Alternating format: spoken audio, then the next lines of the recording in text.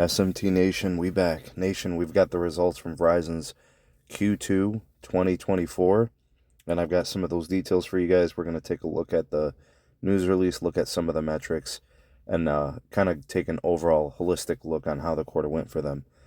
Kicking off earnings season, we got AT&T next and then T-Mobile after that, and then we can evaluate all of them once we get all the results. Anyways, a link for the news release for Verizon's quarter will be provided, a link in the description. Ways to support us can be found there as well. Please do like and share this video. Subscribe if you're new here, and turn on the bell notification icon to never miss an upload from the SMT. All right, folks, so from a quarter standpoint, 2024 second quarter, described by Verizon as accelerated growth in wireless service revenue. Looks like $19.8 billion in services revenue. From a retail postpaid phone net add additions, this is when a lot of people track for retail growth, 148,000 on the postpaid phone. That's a really big number. A lot of people have been down on Verizon. They didn't think that they could turn it around. I think from a postpaid phone net adds, that is an absolutely incredible number. We haven't seen a Q2 that good in a long time. We've seen Q2s with losses. So this is definitely net adds. Really nice. Overall, 340,000 postpaid net additions. Postpaid phone churn was really good at 0.85. It makes you wonder what the others are doing, because historically AT&T has been very low, industry leading. This appears pretty good. If AT&T is going to be better than that, they're going to continue to probably be industry leading. We'll see where T-Mobile lands on this number as well. Churn rate is a metric of retention, keeping customers. Retail postpaid churn was 1.11, just to kind of follow up on that. Home broadband, home internet, 391,000 net adds.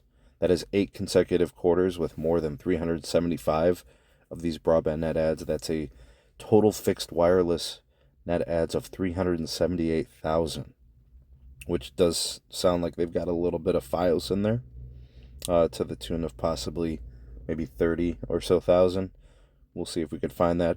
The company now has about 4 million fixed wireless subscribers, so that's really, really good. They continue to chug along.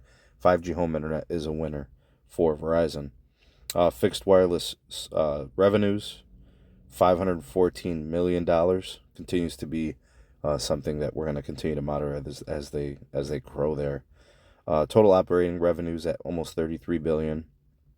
That's up from the second quarter last year. Relative to these numbers, things actually look pretty good. I'm going to take a look at some of these numbers to see if there's anything important.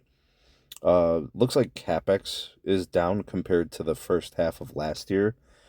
So going from about $10.1 billion down to $8.1 billion tells you things are chugging along in the C-band build, and they're starting to relax CapEx a little bit. The investor's probably happy about that. They want to see that spend moderate. That will obviously improve free cash flows. By the way, free cash flows were up $0.5 billion year over year, so that's probably another thing that investors are happy about. But I will tell you guys, at the time of this recording, Verizon is trading down almost 3% pre-market, so there's something that the investor doesn't like. Relative to consumer wireless postpaid phone churn, that was really good at 0.79. Total retail postpaid churn was 1.0. I think that takes into account some other factors. Looks like, let's see, consumer reported 8,000 wireless retail postpaid phone net losses, compared with 136,000 wireless retail postpaid phone net losses in 2023. So we've got a huge improvement there. Consumer wireless postpaid phone gross additions, 1.8 million, 12.0% increase there. Consumer reported 624,000 wireless prepaid net losses. Holy cow. That is a massive amount of prepaid losses. That is absurd. They are losing so many customers in prepaid, and a lot of that they're saying even includes the ACP program, so there might be some disconnects in there. Fixed wireless edition, fixed wireless access editions, net adds, the 5G home internet, 218,000 on consumer, which tells me that they did really, really good in business. Looks like they possibly added about 150,000 or so. 24,000 Fios editions. That's really good. Verizon Business came in at let's see what these numbers are. 268,000 wireless retail postpaid net adds, 156,000 postpaid phone net adds. That is an incredible number for business. Verizon is just doing really, really well in the business segment. Business churn, postpaid churn was 1.45. That seems a little higher than normal. Oh no, there's the number. Retail postpaid phone churn was 1.10. That's pretty typical. 160,000 fixed wireless net additions. So that tells us the business 5G home internet. Looking for anything else relative to these numbers that are kind of important. I think we covered everything. It's a lot of stuff. I'm going to have to listen to the call as well to hear what Hans and Tony Skiatis have to say. That's the CFO, to see if there's anything important. Um, I guess they're tracking capex, network spend between 17.0 and 17.5 billion. Don't see anything really out of the norm. Total wireless service revenue growth expected to be between 2.0% to 3.5%. That seems pretty standard for what it's been in the past. I'm trying to figure out what could have actually caused the stock to drop so much. That's pretty crazy.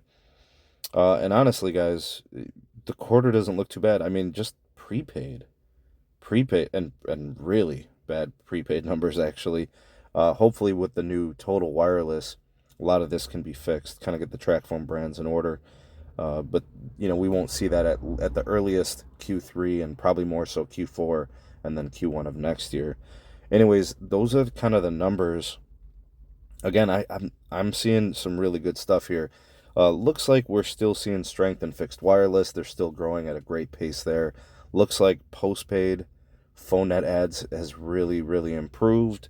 Looks like service revenues are fine. Margins seem to be pretty good. I didn't see a mention of ARPU, but it's something we'll probably see later. I'll dig around some numbers. We'll do a follow-up video, and of course, we'll do a podcast to discuss all the results once they all report. Anyways, tell me what you guys think of the numbers. What's your take on all this? You're the voice of the people, the SMT Nation. Let your voice be heard.